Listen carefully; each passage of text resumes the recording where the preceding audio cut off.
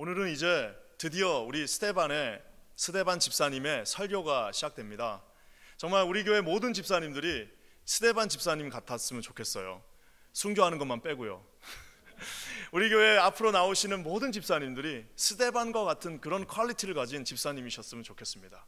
지금 계시는 우리 귀한 집사님들이 모두 다 스데반의 그 목표를 향해서 나가시는 귀한 교회가 되기를 주님의 이름으로 간절히 축원합니다.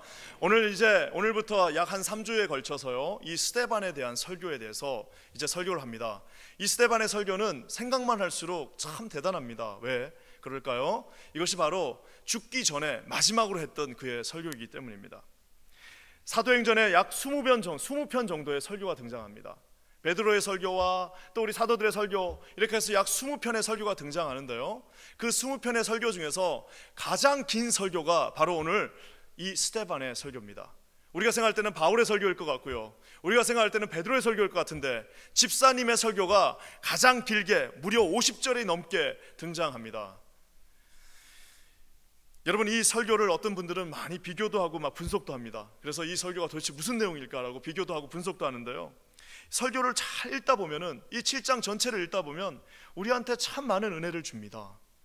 먼저는 여러분, 예수님은 이 설교와 많은 동일한 것이 있어요. 예수님의 그 설교와 예수님의 그 삶과, 그리고 예수님이 심판받으시는 빌라도 앞에서의 그 법정에서의 마지막 모습과 이 스데반의 마지막 모습이 너무너무 비슷합니다. 재밌는 거는 빌라도가 묻습니다. 무엇이 진리냐라고 묻죠. 예수님은 답하지 않으세요. 하지만 오늘 스데반은 이것이 사실이라는 대제사장의 말에 무려 50절에 넘게 무려 1014단어를 사용해 가면서 긴 장문의 설교를 그 앞에서 합니다. 여러분, 왜 예수님은 아무 말 안 하고 왜 이 스데반은 이렇게 긴 말을 했을까요? 왜 그럴 것 같습니까? 이유는 간단합니다. 예수님은 답할 필요가 없어요. 이것이 누가 진리냐라는, 무엇이 진리냐라는 그 빌라도의 말에 그분은 하나님으로서 답할 필요가 없습니다. 왜요? 자기 자신이 곧 길이요 진리요 생명이시기 때문에 자기 자신이 거기에 딱 서 있는 것으로 이미 답이 끝난 거예요. 우리 하나님은 누구에게 답을 할 필요가 없습니다. 그래서 욥이 뭐라고 말해요? 와, 우리 하나님의 이것을 내가 알 수가 없구나라고 고백하는 이유가 뭐예요? 우리 하나님은 토기장이시기 때문에 하나님이 이렇게 하든 저렇게 하든, 하나님이 깨든 다시 일으켜 세우든 우리는 그에게 물을 수가 없습니다. 왜요? 그분은 절대 주권자이신 하나님이시기 때문입니다. 하나님은 답하지 않으셨어요. 하지만 스데반은 답했습니다. 왜요? 스데반은 하나님이 아니라 스데반은 뭐예요? 증인입니다. Witness. 스데반은 하나님께서 부름받은, 집사의 사명을 받은 증인이기 때문에 마지막 생명이 오가는 그분, 이제 여기서 잡을 잘못하면 죽어야 되는 그 상황 속에서도 오직 예수가 누구인지에 대해서 이렇게 길게 하나님 앞에서 또 그들 앞에서 연설을 하고 있습니다. 우리가 수사학적으로 그 당시 그레코 로만 월드라고 그러죠. 그 헬라 문화에서, 그 로마 문화에서 이것을 봤을 때 이 스데반의 설교는 마치 법적인 무슨 용어랑 비슷합니다. 마치 변호사가 이렇게 검사가 하는 그 용어랑 아주 흡사합니다. 근데 여러분, 한 가지 궁금한 거는 아까 제가 얘기한 것처럼 지금 여기서 이것이 사실이라고 하는 그 대제사장의 말에 그가 어떻게 대답하느냐에 따라서 살 수도 있고 죽을 수도 있습니다. 그의 목숨을 이렇게 좌우할 수 있는 사람은 누구예요? 지금 대제사장입니다. 그에게 잘 보이면 사는 거고요, 그에게 못 보이면 죽는 건데요.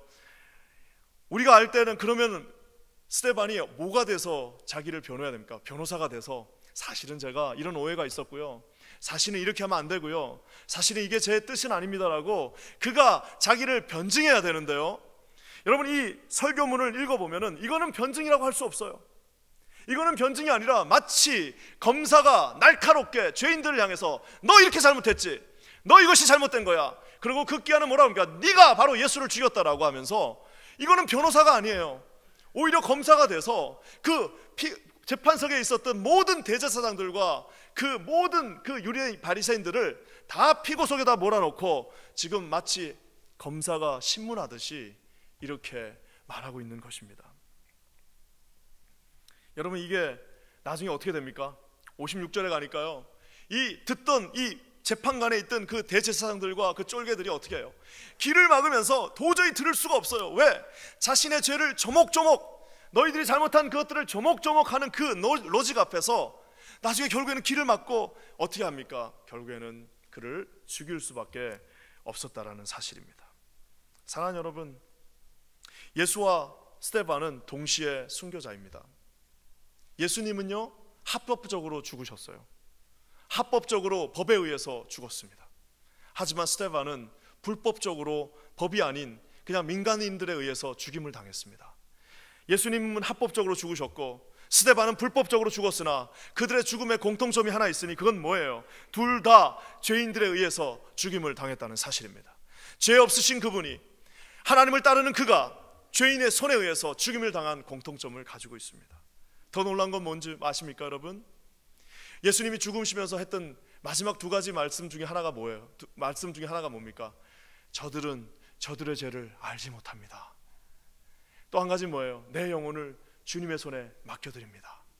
오늘 스데반이 죽는 그 죽음 앞에서, 스데반이 순교하는 그 자리에서 그가 마지막으로 했던 말은 예수님이 했던 말을 그대로 갖다 놓은 말. 주님, 지금 나에게 돌을 던지고 있는 저들이 지금 무슨 일을 하고 있는지 알지 못합니다. 저들을 용서해 주십시오. 주님, 내 영혼을 당신의 손에 맡깁니다. 사랑하는 여러분, 이것이 어떻게 하면 가능할 수 있을까요? 그냥 연습한다고 될까요? 그냥 내가 나중에 죽을 때 예수님하고 똑같은 모습으로 죽어야지, 내가 나중에 죽게 되면 예수님처럼 죽어야지 한다고 될까요? 그렇지 않습니다.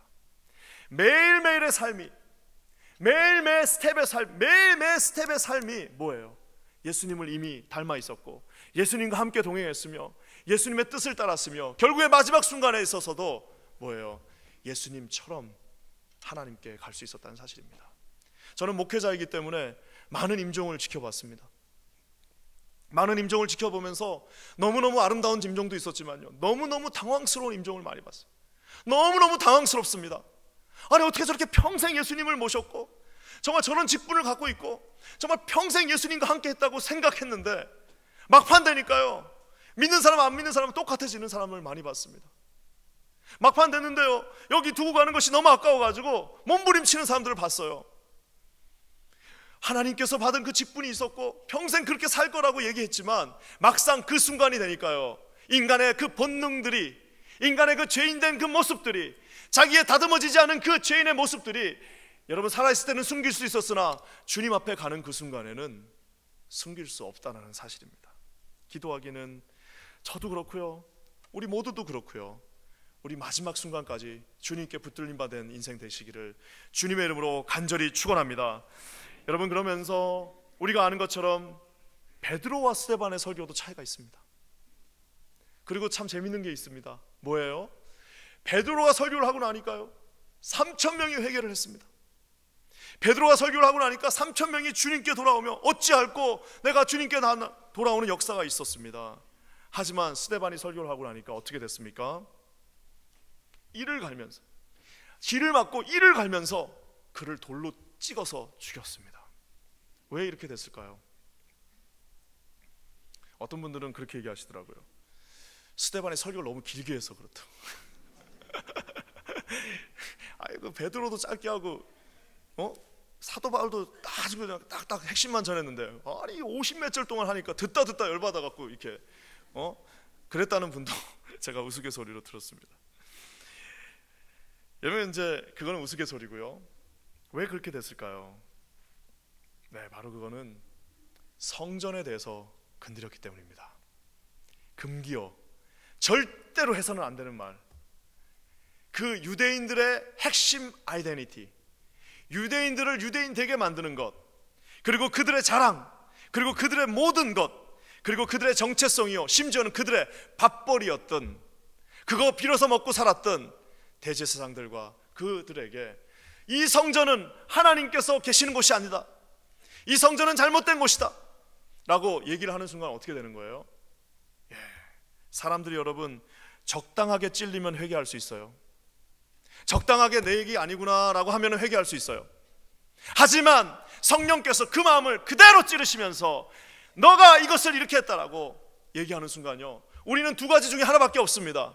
적당하게 회개하면 안 되고요, 완전히 자복하면서 하나님 내가 여기 있사오니 다시 주님 받아주십시오 라고 하든가, 아니면 어떻게 하는 거예요? 돌을 들고 인간의 모든 본성을 다시 살려서 그 스데반에게 돌을 던지는 두 가지 초이스밖에 없다라는 사실입니다. 3,000명이 똑같은 설교를 듣고 회개했지만 이제는 돌을 들고 그들을 죽일 수밖에 없었던 것, 여러분, 이것이 인간의 본성입니다. 사랑하는 여러분, 저는 기도합니다. 주님, 저는 베드로같이 설교하게 하여 주시옵소서. 스데반같이 너무 찌르지 않게 하여 주시옵소서. 스데반처럼 설교 너무 길게 해서 돌맞지 않게 하여 주시옵소서. 여러분, 그렇게 기도하면 저는 여기에 서 있을 자격이 없습니다. 한 10번 중에 한 9번 정도는 베드로처럼 하고요, 한 번은 스데반처럼 하겠습니다. 사랑하는 여러분, 하나님께서요 이 예배 가운데 임재하고 계셨습니다. 하나님이 그 자리에 계셨어요. 더 안타까운 건 뭔지 아십니까 여러분? 진짜 안타까운 거는 스데반을 죽인 도대체 그 근거가 뭐냐? 도대체 왜 스데반이 죽은 거냐? 스데반이 도대체 뭘 잘못했기 때문에 죽었느냐가 더 우리를 슬프게 만듭니다. 여러분, 왜 죽였을 것 같아요? 6장 11절 말씀 한번 읽어보겠습니다. 다 같이 읽게요. 시작.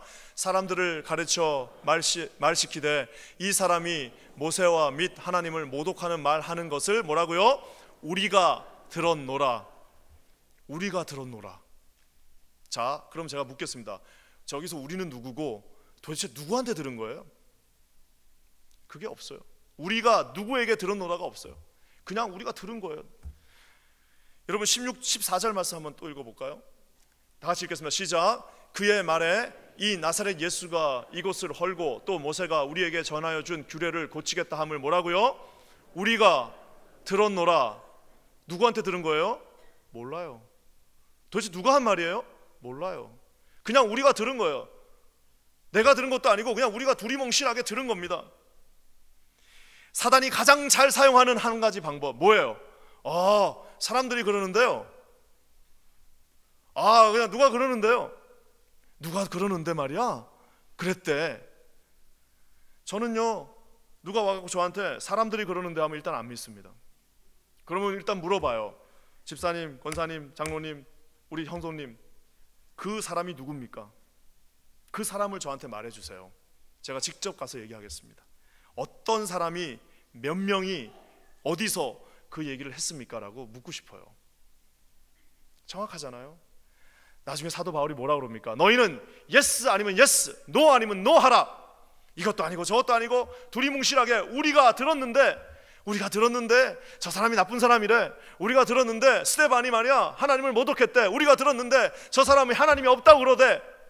그래서 결국에는 그 말도 되지 않는 우리가 들었는데를 가지고 스데반을 죽였고 예수를 죽였고 우리의 모든 믿음의 선친들을 그렇게 핍박했다라는 사실입니다. 사랑하는 여러분, 오늘 사단이 스데반을 죽이기 위하여 저기 나와 있는 저 우리들을 사용하십니다. 저기 나와 있는 저 말도 되지 않는 우리들을 사용해서 스데반을 죽게 합니다. 기도하기는 여기 계신 어떤 한 분도 저 어리석은 우리에 들어가는 분이 없기를 주님의 이름으로 간절히 축원합니다. 우리는 여러분 오직 하나님 안에서 정확하게 있는 것과 들은 것을 얘기하면 되는 겁니다. 오늘 너무너무 안타까운 것은 이 스데반과 같이 가장 초대교회에서 존경받는 집사가 우리가 들은 저 말에 의해서 첫 순교의 제물이 됩니다. 오늘 이 말씀을 쭉 보는데요, 너무 길어가지고 이분은 한 번만에 설교했지만 저는 이거를 한 3번에 나눠서 해야 됩니다. 이분이 하신 설교의 첫 번째는 뭐냐? 오늘 제목이 뭐예요? 아브라함은 멈추지 않는다. 아브라함이 멈추지 않았습니다. 아브라함이 어떻게 멈추지 않고 하나님께 설 수 있었을까요? 오늘 이것이 설교의 하나의 포인트입니다. 아브라함은 자기네 삶에서요 3군데 땅에서 지냈습니다. 3군데 땅을 지냈습니다. 첫 번째 어디입니까? 메소포타미아에 있었습니다. 거기서 부름을 받고 거기를 떠나서요 하란이라는 곳에서 살았습니다. 거기서 아버지가 돌아가신 후에 드디어 약속의 땅으로 들어갔습니다. 요 3군데 땅, 메소포타미아와 하란과 약속의 땅 가나안이 3군데가 다 있는데요, 오늘 아브라함이 멈추지 않고 하나님께 달려가서 우리 믿음의 조상이 된 이유는 저 3 땅에서 어떻게 했는지를 우리가 한번 봐야 됩니다. 먼저 첫 번째 땅입니다. 우리 2절과 3절 한번 메소포타미아 땅 한번 읽어보겠습니다. 시작. 스데반이 가로되 들으소서, 우리 조상 아브라함이 하란에 있기 전 메소포타미아에 있을 때에 영광이 하나님이 그에게 보여 가라사대 내 고향과 친척을 떠나 내가 너에게 보일 땅으로 가라 하시니. 놀라운 거는 지금 자기 앞에 서 있는 사람들은 아까 제가 뭐라고 그랬어요? 다 성전에 있는 사람들입니다. 예루살렘의 그 아름다운 성전에 있는 사람들인데요, 그래서 그들은 어떻게 생각했습니까? 우리가 그렇게 우상시하는 아브라함도 이 성전에 계실 거다라고 생각했습니다. 그리고 하나님의 모든 영광은 오직 이 성전에만 있을 거라고 생각했는데요, 오늘 스데반이 뭐라고 얘기합니까? 영광의 하나님이 그에게 보여. 그 영광스러운 하나님이 그에게 보였는데요, 그 보인 장소가 어디예요? 그 보인 장소는 성전이 아니었습니다. 그 보인 장소는 예루살렘이 아니에요. 그 보인 장소는 이스라엘도 아닙니다. 그 보였던 장소는 지금의 이라크 땅, 메소포타미아에 있는 저 이라크 땅에서 하나님이 아무것도 모르는 우상을 섬기고 있던 아브라함에게 먼저 보여주셨다라는 사실입니다. 영광의 하나님이 찾아오셨다라는 겁니다. 사랑하는 여러분, 여기 앉아 계신 우리 모든 분들은 어떤 분들이신가요? 우리 여기 앉아서 예배드리는 모든 분들은 이 영광의 하나님을 만난 분들입니다. 여러분 믿으십니까? 영광의 하나님이 저와 여러분을 찾아오셨습니다.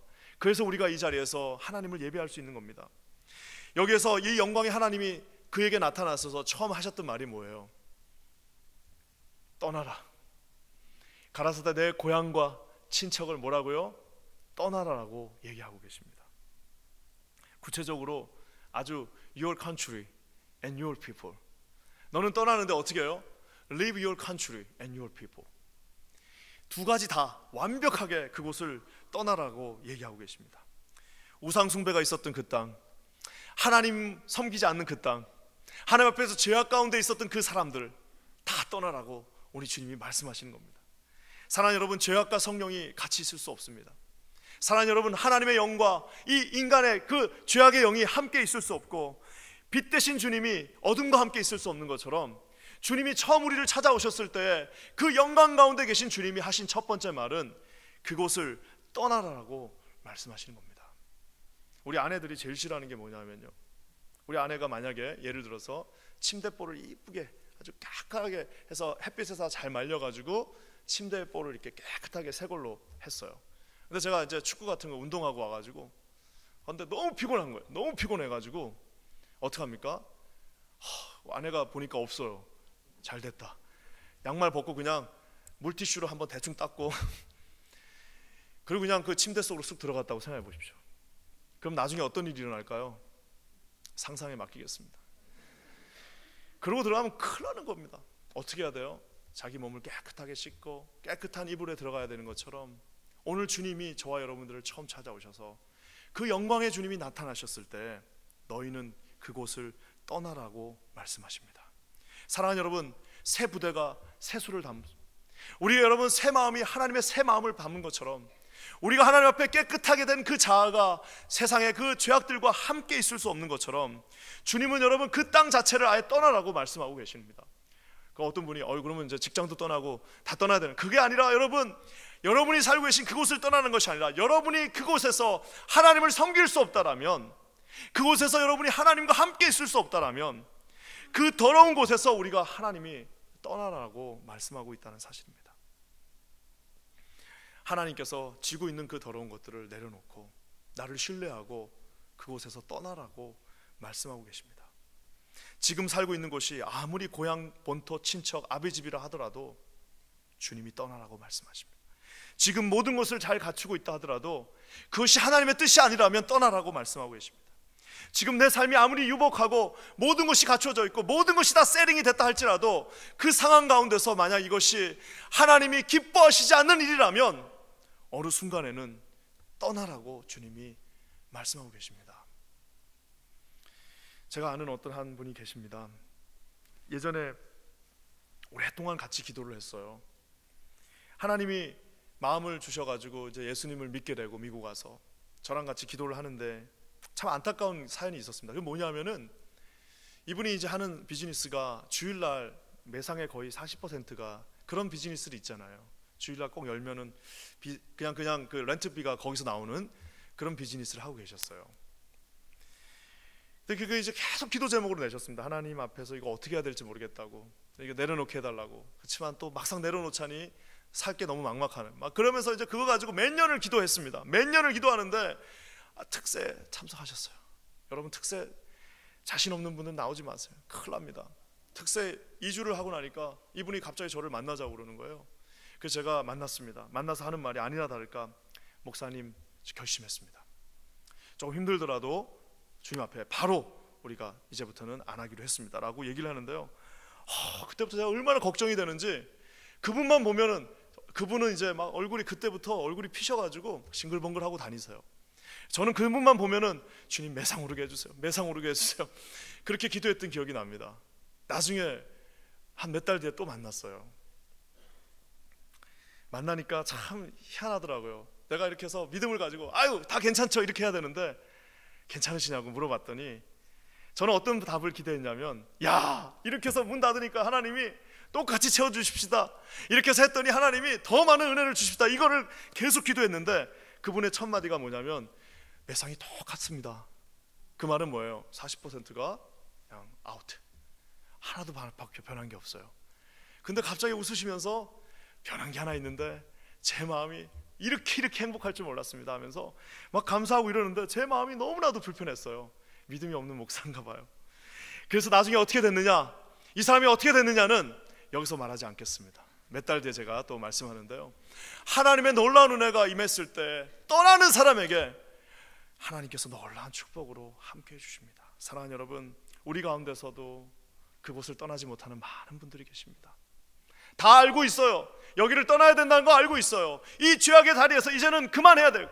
그 전에 했던 그 죄악이 족하다는 것들 알고 있고 다 알고 있으나 망설이고 떠나지 못하고 계속해서 붙잡고 있고 하나님 앞에서 신뢰하지 못한 채 계속해서 고민하는 분들 계실 겁니다. 오늘 아브라함의 첫 단계, 아브라함이 멈추지 않고 주님께 나갈 수 있었던 첫 번째 단계는 뭐예요? 아브라함에게 말씀하십니다. 고향과 친척과 모든 것을 떠나라.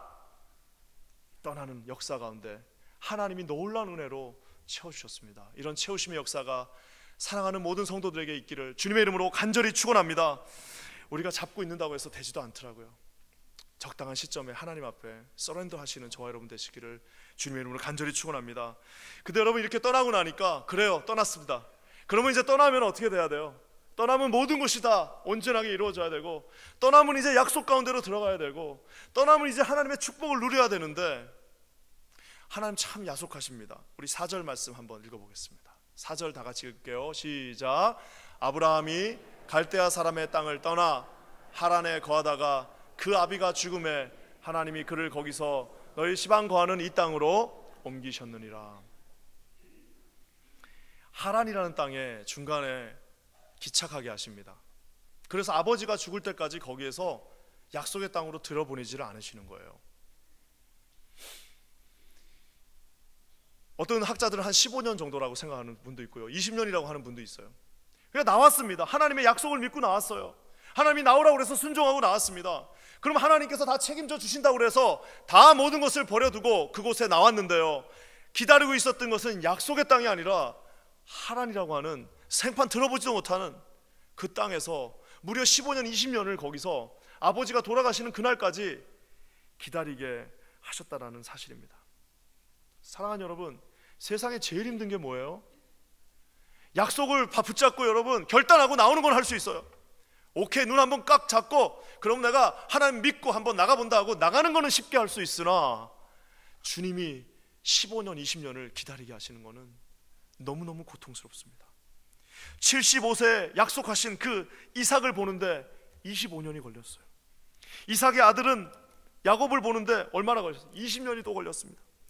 요셉이, 여러분 우리가 아는 것처럼 와 조셉 너무 멋있다라고 하지만 요셉이 그 어린 나이에 팔려가서 다시 국무총리가 되는 데까지는 13년 동안 감옥에 있는 그 13년 동안의 하란이 그곳에 있었습니다. 이스라엘이 애굽을 탈출하는데 무려 400년이 필요했습니다. 우리가 아는 것처럼 광야길에서요 40년을 주님이 거기에 있게 하셨습니다. 다시 예수님이 오시기까지는 1500년 가까이 시간이 또 필요했습니다. 이 세상에 아까도 얘기한 것처럼 기다리는 것보다 더 힘든 건 없는 것 같아요. 처음에 유학 오려고 다짐했을 때 토플 550, 그때는 550이었습니다. 토플 550만 나오면 모든 것이 다 해결된다고 생각하고 토플 공부에 매진했습니다. 토플이 딱 나오고 나니까 야, 이제는 그거 이제 다 끝났다, 이제는 나는 이제 유학 가서 이제 학위 다 땄다라고 생각했지만 웬걸요, 그날부터 시작입니다. 미국 와서 영주권만 받으면, 미국만 오면 내가 모든 것이 다 해결될 거라고 생각했는데 미국 오는 순간부터 이제 뭐가 시작하는 거예요? 약속이 기다리는 것이 아니라 이 지긋지긋한 하란 땅이 우리를 기다리고 있어요. 자식만 낳고 나면, 자식 낳으면 다 하나님이 키워주신다고 누가 그러더라고. 자식만 낳으면 다 하나님이 키워주신다는 거예요. 그 말을 믿은 내가 믿고 나서 낳아놓고 나니까 아무도 안 키워줍니다. 아무도 안 키워줘요. 저랑 우리 와이프가 키워야 돼요. 얼마나 큰 게, 주님이 키워주시는 건 맞아요. 하지만 어떻게 해요? 우리를 통해서. 그 얘기를 안 해주셨어. 통해서 해주신다. 비즈니스만 오픈하면은, 요 비즈니스만 오픈하면 그냥 다 오케이다라고 생각하고 그거를 목표로 삼아서 왔는데 오픈하고 나니까 진짜 어려움은 그때부터 시작되는 거예요. 담임 목사만 불러놓으면 교회가 그냥 다 잘 될 거라고 생각했는데 그건 그렇게 될 겁니다. 예, 막 농담이고요. 그것도 여러분 불러놓는다고 다 되는 게 아니에요. 지금부터 이제 시작하는 겁니다. 한 발씩 한 발씩 매일매일 기도하면서 하나님 앞에 나가는 겁니다. 이 하란 땅이 여러분 만만한 땅이 아닙니다. 아브라함이 아비가 죽을 때까지 그곳에서 기다리게 하시고 본 게임에 나가지도 못하게 맨날 몸만 풀고 있는 거예요. 맨날 몸만 풀고 언제 게임 나갑니까? 아직 멀었다. 계속 몸 풀고 있어. 맨날 몸만 풀고 있는 거예요. 나가보지도 못하고 10년, 15년, 20년 몸만 풀게 만드시는 거예요. 주님, 저 몸 다 풀렸는데요, 이제는 몸이 너무 풀려가지고 이제는 힘이 없어요 라고 할 정도까지 몸을 풀게 만드시는 겁니다. 시작하지 못하니까 아쉬워져요. 시작하지 못하니까 조급해지기 시작합니다. 아이고, 나 이거 애 키우다가 이거 다 내 인생 끝나는 거 아니야? 아이고, 나 먹고 살다 보니까 나 이제 내 머리 다 어디 갔지? 막 이러면서 나 이거 이러다가 내 인생 끝나는 거 아니야? 하나님 나 불러주셨는데, 하나님 분명히 약속하셨는데 나 여기서 이거 하다가 내 인생 마감되는 거 아니야? 라고 많은 분들이 생각하십니다. 사랑하는 여러분, 이 하란 땅은요, 아브라함이 실수해서 간 땅이 아닙니다. 하나님의 스케줄 안에 있는 땅입니다. 여러분 믿으십니까? 우리가 아마 한 번도 붓글씨 못 쓰시는 분들도 추사 김정희는 아실 거예요. 추사 김정희, 우리 한국에서 그 붓글씨 제일 잘 쓰시는 분, 추사 김정희라는 분이 있습니다. 이분이 30대 때 이미 경제에 올랐어요. 40대 때요, 가장 조선에서 문학과 실력과 그 다음에 세도, 이 권력과 모든 것에 탑에 올라갔습니다. 54세에 뭐가 됐냐면 중국의 북경으로 이제 사절단으로 가는 거예요. 즉 우리로 치면 미국 이제 대사가 돼가지고 가는 거예요. 그러니까 이제 54세 인생의 황금기에 뭐예요? 모든 것을 다 이루고 이제는 절정에, 학문과 예술과 그 다음에 힘과 권력과 모든 거에 최고 정점에 있었을 때 중국에 가다가 잘못 모함을 받아서 사형 선고를 받았어요. 그런데 겨우겨우 살아남아가지고 이제 사형은 면했는데 제주도로 유배를 갑니다. 제주도를 유배를 쭉 가는데 해남 대흥사라는데 그 절에 이제 갔어요. 그러니까 이제 유배는 가지만 아직도 지금 여기까지 있는 거예요. 그래서 이제 유배를 딱 가는데 대흥사에 딱 갔더니 그 현판이 있잖아요. 우리 한국의 절들 보면 이게 크게 현판이 있습니다. 간판이 있어요. 그 간판을 딱 봤더니 이 사람이 봤더니 자기의 라이벌 같은 사람이 그 글씨가 거기 써 있는 거예요. 그 이광사라고 하는 분의 그 글이 거기 써 있는 거예요. 그러니까 이 추사 김정희가 뭐라고 그러냐면 저거 당장 떼내라고, 저게 글이냐고, 저게 글이냐고 하면서 저거 발 떼나오니까 하도 그냥 그러니까 결국엔 뗐어요. 그러고 나서 자기가 이거 글은 이런 거야 하면서 자기가 쫙 거기서 글을 써줬어요. 그래서 그거를 달게 하고 자기는 제주도로 갔습니다. 제주도로 가서 횟수로 9년, 63세가 되는 날까지 아무도 찾아오지 않고 그 좋은 실력을 발휘할 곳이 아무 데도 없고 아무도 자기 말을 들어주지 않는 곳에서 횟수로 9년, 그리고 여러분 무려 7년 3개월을 그곳에서 귀향살이 했어요. 그래서 제가 참 재밌는 게 결국에는 63세가 돼서 귀향살이가 끝났습니다. 힘이 다 빠졌겠죠. 올라오는데 다시 해남의 대흥사를 들렸어요. 굳이 안 들려도 되는데 거기 들려갖고 한 말이 뭐냐면은 그때 내가 떼라고 한 그 간판 아직도 있습니까? 라고 물었대요. 그러니까 이제 예, 저기 구석에 있습니다 라고 얘기했겠죠. 그러니까 제 간판을 떼주시고 그 간판을 걸어주십시오. 그래서 지금도 여러분 이 해남 대흥사에 가면요 간판 2개가 걸려 있습니다. 이것이 여러분 뭘 말하나요? 그 9년의 시간은 아마 추사 김정희에게는요, 야, 이거 정말 죽음보다도 더 싫은 시간이었을 겁니다. 그렇게 달려오던 인생이 딱 멈춰버렸어요. 아무것도 할 게 없고요, 정말 답답해 죽을 것 같습니다. 내가 여기서 내 인생이 끝났다라고 생각하고 나는 이제 더 이상 쓰임받지 못한다라고 생각하면서 그곳에서 곱씹으면서 아무도 없는 그곳에서 9년 동안 그곳에서 곱씹고 한 결과가 뭐예요? 실력으로 최고가 아니라 이제는 인격까지도 하나님이 아니죠, 다듬어져서 자기 꼴을 내릴 수 있는, 자기 꼴을 내리고 남의 꼴을 올릴 수 있는 그 하는데 거기서 시간이 9년이 필요했다는 사실입니다. 사랑하는 여러분, 하나님이 우리의 인생을 사용하십니다. 여러분 믿으십니까? 여러분, 우리의 인생이 멈춘 것이 아니라 하나님이 빚으시고 계십니다. 우리의 인생이 잠시 주저하는 것이 아니라 하나님이 단련하고 계십니다. 우리의 인생이 여기서 끝난 것이 아니라 하나님의 계획 가운데 있습니다. 여러분 믿으십니까? 한 사람도 여러분 그냥 멈춰 있는 사람은 없어요. 내가 만약에 하란 땅에 있다, 그러면 여러분 그거는 하나님께서 멈추시고 빚으시는 것이라는 사실입니다. 욥이 뭐라고 말하나요? 23장에 나의 가는 길을 누가 아는 겁니까? 오직 그가 아시나니. 그가 나를 멈추게 한 그 하란에 둔 후에는, 그 하란 땅에 있은 그 후에는 뭐라고요? 내가 정금같이 나오리라. 여러분, 이런 놀라운 은혜가 혹시라도 하란 땅에 머무시는 여러분에게 또 저에게 있기를 주님의 이름으로 간절히 축원합니다. 그 땅은 절대로 저주의 땅이 아닙니다. 그 땅은 그냥 여러분 고난의 땅이 아니에요. 그 땅 역시 하나님이 함께 계시는 약속의 땅이라는 사실을 반드시 기억하시는 저와 여러분 되시기를 주님의 이름으로 간절히 축원합니다. 그러면서 여러분 마지막으로 하나님께서 결국에는 15년 기다리게 하셨다가 이제 그 프라미스 랜드로 그를 부르십니다. 5절 말씀 한번 보겠습니다. 다시 읽겠습니다. 시작. 그러나 여기서 발 붙일 만큼도 유업을 주지 아니하시고 다만 이 땅을 아직 자식도 없는 저와 저의 씨에게 소유로 주신다고 약속하셨으니. 여기 보면요, NIV 성경에 even이라고 하는 영어가 2번 나옵니다. even. 한국말로는 어떻게 번역할까요? 뭐 심지어, 아직도, 심지어가 좋겠네요. 저기 보십시오. 그러나 여기서 even 발 붙일 만큼도 헤리테지를 주지 않으셨어요. 다만 이 땅을 아직 even 자식도 없는 저와 저의 씨에게 소유로 주신다고 약속하신 겁니다. 이 말은 뭐예요? 아직 심지어 발 붙일 한 평 땅도 없어요. 아직 심지어 자식 하나도 없어요. 근데 주님이 뭐라고 약속하신 거예요? 사실 저기서 부를 때 뭐라고 약속하신 거예요? 이 모든 땅을 너에게 주리라. 저기 하늘에 있는 저 별과 같이 너의 자손들이 그곳에 충만하리라고 약속해 주셨는데, 나와가지고 정작 하란 거치고 약속의 땅에 들어와 봤더니 발 붙일 만큼 땅 한 평도 주시지 않고 자녀 하나도 허락하시지 않으셨다는 사실입니다. 그 난리를 치면서 갈대아 우르 땅을 떠났는데, 그곳을 떠나서 이제 하란을 지나서 그 약속의 땅에 들어가기만 하면 하나님의 모든 예비되어진 축복이 그곳에 기다리고 있고 하나님께서 모든 것을 그곳에서 다 주실 거라고 생각했는데 막상 와 보니까요, 아무것도 없어요.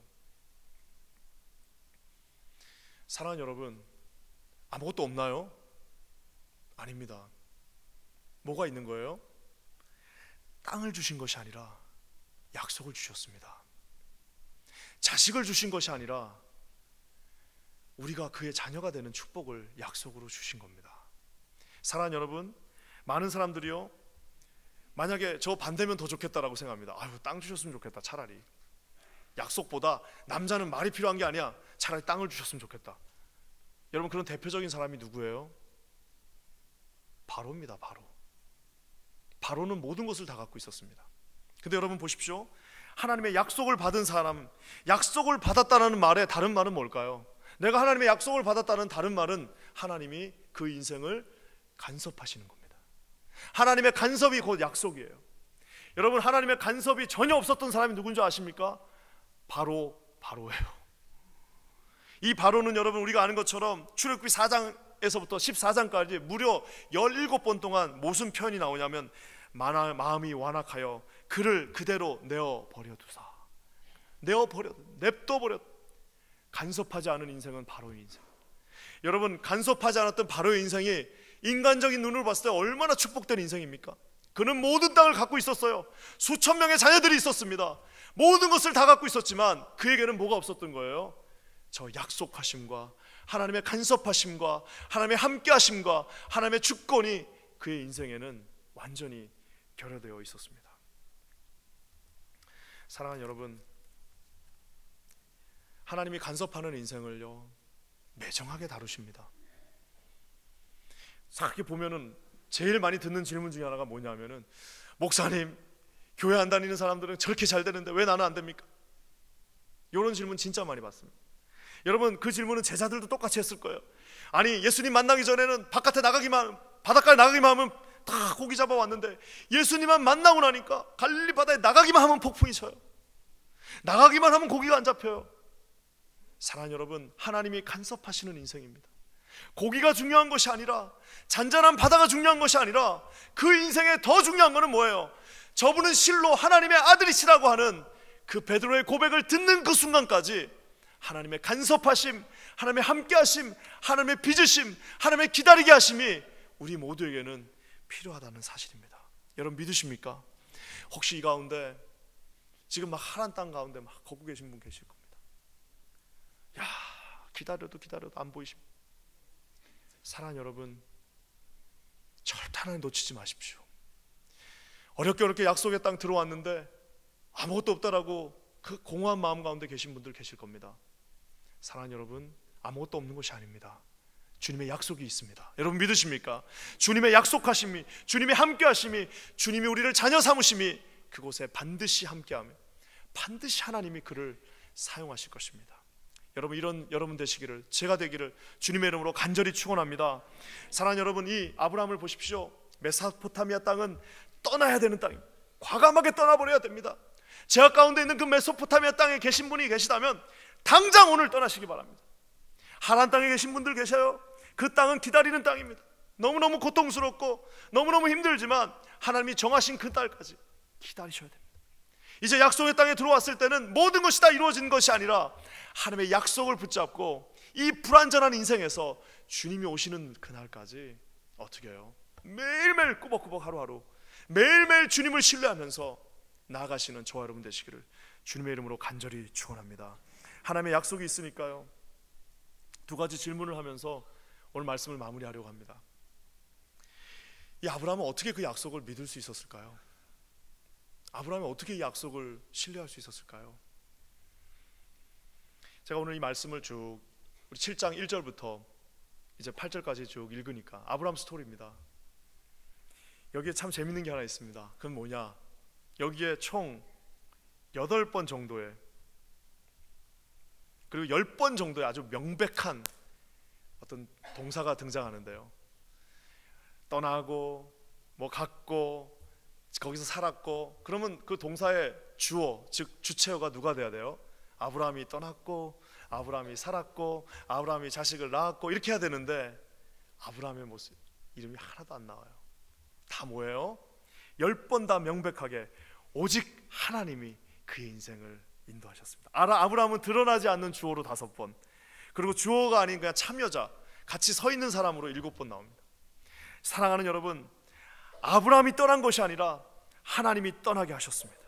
하나님이 인도하셨고요, 하나님이 지켜주셨고요, 하나님이 승리하게 하셨고, 하나님이 자녀를 허락하셨고, 그 자녀를 키운 것은 하나님이시며, 하나님이 보내주셨고, 하나님이 용기를 주셨고, 하나님이 승리하게 하셨고, 하나님이 저와 여러분을 인내하게 하셨고, 하나님이 그곳에 오셨으며, 하나님이 심지어는 예수 그리스도로 이 땅에 오셨고, 이 땅에서 예수 그리스도가 죽으셨고, 이 땅에서 예수 그리스도가 다시 부활 승천하셨고, 저와 여러분의 그 두 손에 구원을 선물로 주셨다라는 사실입니다.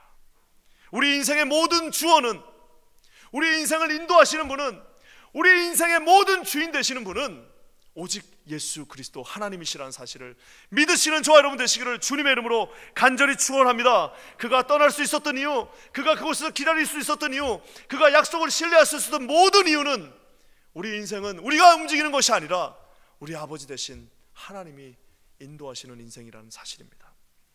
사랑하는 여러분, 이 약속이 저와 여러분의 삶에 충만하기를 주님의 이름으로 간절히 축원합니다. 사랑하는 여러분, 그래서 우리는 인생에 정말 열심을 다해야 됩니다. 왜요? 내가 자녀를 키우는 그 자녀를 키우는 것이 하나님이 키워주시는 것이 아니라 하나님이 나를 통하여 키우게 하시니까 어떻게 하는 겁니까? 하나님의 마음을 가지고 최선을 다하는 것처럼 하나님이 저와 여러분을 이 교회를 섬기게 하셨습니다. 하나님이 섬기는 것이 아니라 저와 여러분의 그 미미한 손을 가지고, 저와 여러분의 그 얼마 되지 않는 그 품돈을 가지고, 저와 여러분의 그 바보 같은 그 지혜를 가지고 우리 하나님이 이 교회를 이끌어 가신다는 사실입니다. 그러니까 어떻게 하는 거예요? 저와 여러분은 오직 최선, 오직 주님 앞에 나가는 것입니다. 오늘 말씀을 마무리하면서 우리 하나님께서 저런 놀라운 약속을 하시면서 우리에게 한 가지 부탁하십니다. 7절 말씀 한번 볼까요? 다 같이 한번 읽겠습니다. 시작. 또 가라사대 종 삼는 나라를 내가 심판하리니 그 후에 저희가 나와서 이곳에서 나를 뭐라고요? 섬기리라. 너희들의 원수는 내가 심판한다. 너희들의 모든 문제는 내가 심판하고 내가 해결할 것이며 내가 인도할 것이다. 너희는 뭐 하는 거예요? 나와서 지금 이곳에서 뭐라고요? 나를, 영어로 뭐 되어 있어요? And worship me. 너는 나를 예배하라. 넌 나를 예배해라. 주님이 우리에게 예배자로 이곳에 서기를 원하십니다. 사랑하는 여러분, 우리 인생이 떠나야 되고 기다려야 되고 약속을 신뢰해야 됩니다. 만만치 않습니다. 하지만 이것은 우리가 하는 것이 아닙니다. 모든 순간순간마다 주어 대신 우리 하나님이 저 여러분을 인도하실 겁니다. 왜요? 그분은 우리 아버지시기 때문입니다. 아버지가 아들에게 가장 좋은 곳으로 주시지 않겠느냐? 여러분에게 가장 좋은 곳으로, 최고의 것으로 선사하실 주님을 우리 예배합시다. 여러분, 이런 교회가 되기를, 이런 우리 모두가 되기를 주님의 이름으로 간절히 축원합니다. 우리 함께 기도하겠습니다. 하나님, 참 고맙습니다. 우리 주님 앞에 예배하는 인생 되기 원하며 오직 하나님만을 높이며 하나님 앞에 나오며 하나님 앞에 서 있는 인생 되기를 원하오니 우리를 그렇게 사용하여 주시옵소서. 그렇게 하실 주님을 찬양합니다. 예수님의 이름으로 간절히 기도합니다.